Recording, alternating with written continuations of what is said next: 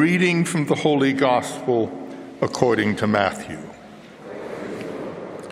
When Jesus heard that John had been arrested, he withdrew to Galilee. He left Nazareth and went to live in Capernaum by the sea, in the region of Zebulun and Naphtali, that what had been said through Isaiah the prophet might be fulfilled. Land of Zebulun, land of Naphtali, the way to the sea beyond the Jordan, Galilee of the Gentiles. The people who sit in darkness have seen a great light. On those dwelling in a land overshadowed by death, light has arisen. From that time on, Jesus began to preach, "Repent, for the kingdom of heaven is at hand." The Gospel of the Lord.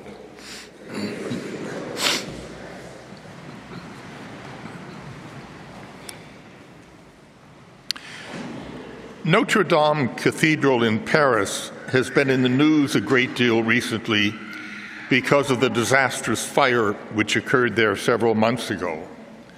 I don't remember how many times I've been there, but every time I'm there, I'm just awestruck, first of all, by the gracefulness and the beauty of it. It's just an incredible building.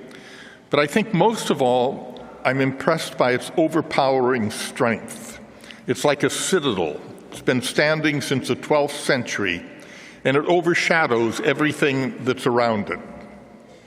I remember one time when we were there years ago, we climbed the tower, and I think there were 6 of us, and we were very comfortably standing inside the large bell. That's how big it is. And suddenly somebody said, "Uh-oh, it's 4 minutes to 12. You never saw so many people run down a flight of stairs so fast in your life." But if you want the best view of Notre Dame, you go out of the cathedral and walk along the side. It's built on an island in the middle of the Seine River, and way at the end of the island is a tiny little park dedicated to Pope St. John the 23rd. And if you turn around there, you get a view of Notre Dame that's just incredible. Way in the background are the front towers. And then you see this graceful Gothic architecture and these enormous, enormous flying buttresses which are holding it together.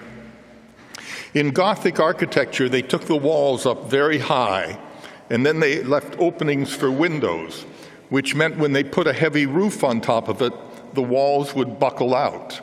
And so they built these stone arches from the ground all the way up to a perfect point on the wall to perfectly balance it so that the walls would not collapse in and they would not collapse out.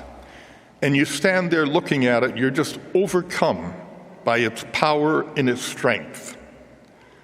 Obviously, it's not very strong. In fact, it's incredibly fragile, and they're not even sure that they're going to be able to save it. Every single one of us in this room are exactly the same way. I don't care what kind of a facade, what kind of a gruff exterior we might put on. We're very fragile inside, and we can be deeply hurt by what others say or do, or we can impose the same on others. If you're in school, bullying is the easy way out. Be the brave one in the crowd and reach out to that child who's different. You have no idea the scars that bullying can leave on one another. America is becoming more and more crass. There's a rise in anti-Semitism, in bigotry, in racism. We take the immigrant and criminalize them. That's not who we are as Americans or as gospel people. We're very fragile inside, and we need to be mindful of that. When a man is made a bishop, he is given a coat of arms and picks a motto. Archbishop Gannon was Bishop of Erie from 1916 until 1966. He was the youngest bishop in America when he was named. He was the oldest when he died. He was baptized at St. Patrick's, made his first communion here, said his first Mass here. And when he was made a bishop, he chose as his motto the Latin phrase, ut diligatus invicem, that you love one another. And the whole of the gospel can be reduced down to that. simply that we love one another. Amen.